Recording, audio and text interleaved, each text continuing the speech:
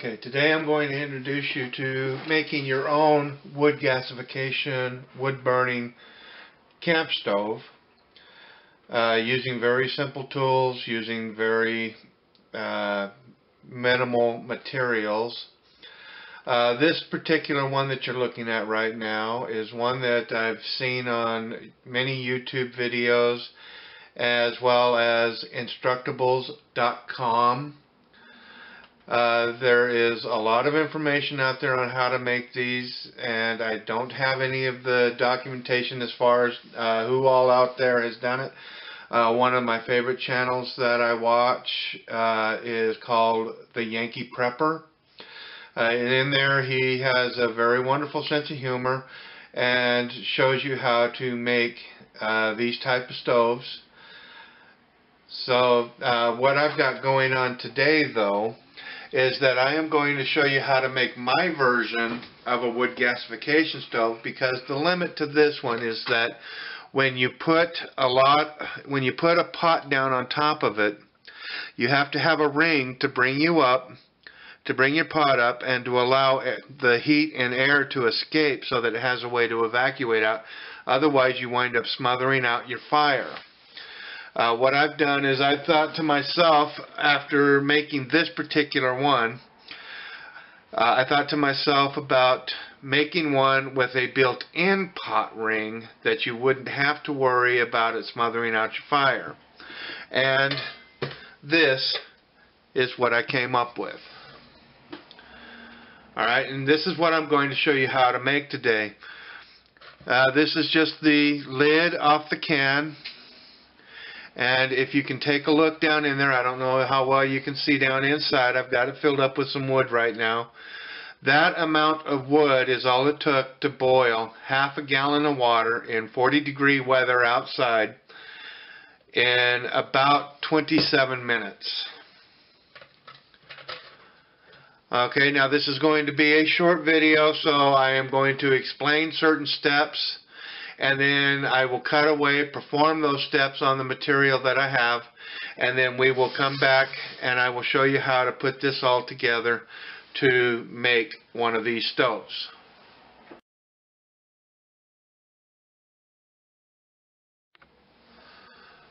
Okay, so here I've got assembled the tools that I use to work this project and to create it. What I've got here is the biggest thing, safety glasses. Whenever you're working with the Dremel tool and the cutoff wheels, sparks will fly. You want to make sure you keep those out of your eyes especially. So let's talk a little bit of safety here. Please make sure you understand and know how to use your tools correctly and safely. I can't express more importantly how much of an importance it is that you know what you are doing with your tools so that you do it in the safest manner possible. Okay, the biggest help to myself on this project, what I have here is a side cut can opener. This is what I use to cut the lids off of cans that allows me to use them as a lid afterwards. You're also going to need to get a hold of a Sharpie. I've got 3 different size drill bits right here. I've got a 3/16, a 3/32, 3/16, and a 1/4 inch. 1/4 inch is the final size on most of the holes for gasification. I also have here what is known as a high-speed steel stepper drill bit. This is what I use to create the bigger holes in the cans. A pair of good metal shears, a drill for drilling the holes, and of course my Dremel and then the cutoff wheels. Those are the only tools that you'll need to do this project.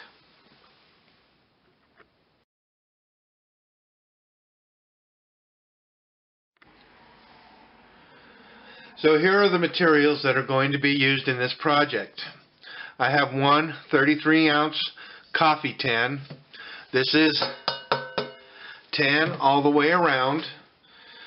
And then what I have here, even though the label is gone, this was a family size chili can. For this particular project, what you want is you want 2 cans of almost equal size. Because what is going to wind up happening is that this one will be standing off the bottom of the floor from this one to poke out to create the pot stand for it. So that kind of gives you the idea of what I'm using. Now I'm going to go ahead and get these cans prepped and ready. This can has already been emptied and cleaned. And this can here just needs to have the label taken off, and then we'll proceed with how to mark it.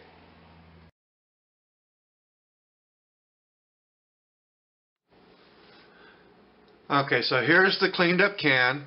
Now I'm going to take these cans one at a time for you. On the big coffee can, you want to take the lid off, set it to the side.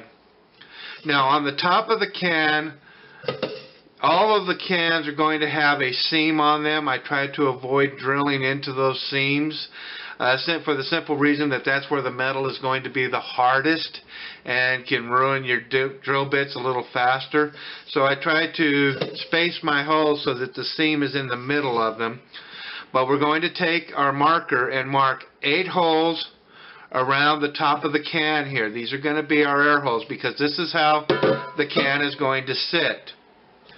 Now while the can's sitting like this, the air holes that we drill into the top here is what's going to feed the fresh air into it so that it stays burning nice and hot.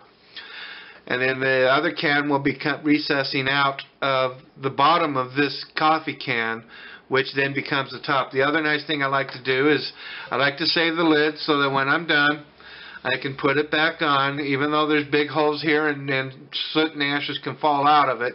If you clean it out after you're done, you're not going to have to worry about it, but it just makes a nice little storage space as well. So I will go ahead and get these holes marked out. I'm going to space them out as evenly as possible on 8 sides of the can there. So when I get done with that, I'll come back and we will start drilling.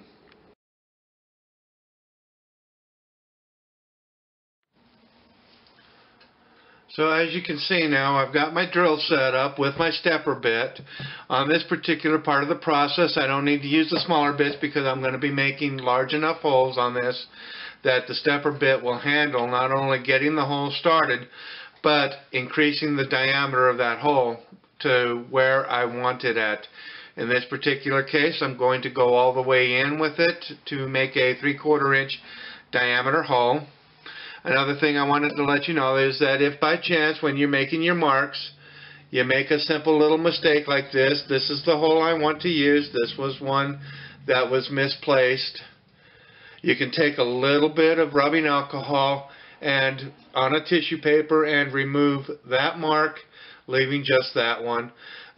Tissue paper and rubbing alcohol, the rubbing alcohol is what takes the permanent marker off. The tissue paper is just the means of doing it. So this is just a handy little hint. So I'm going to go ahead and get these holes drilled, and then I will be back after I get that done with the next step.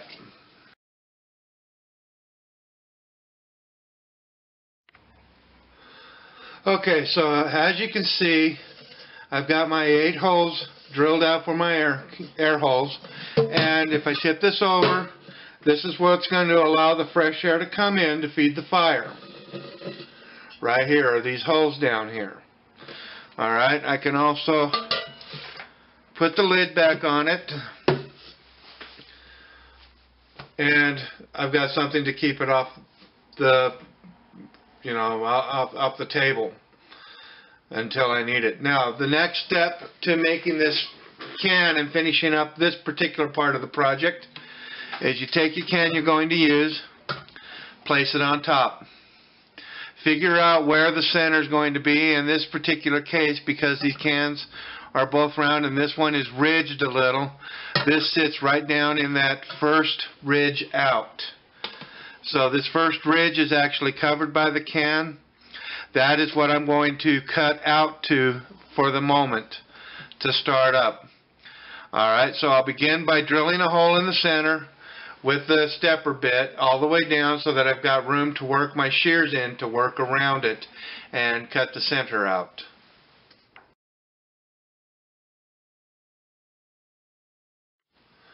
Okay, so now I have my center hole drilled right there, and I'm just going to come along with my shears and start working my way around out to the outside edge. Now this part you want to be extremely careful with.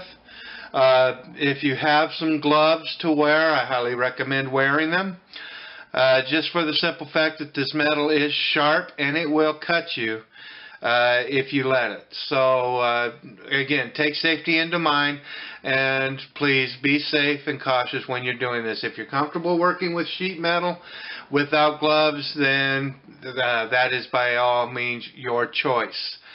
So please use gloves if you're not familiar with working with tin at all, because it can cut you quite deeply. And then I will be back as soon as I get this hole cut out.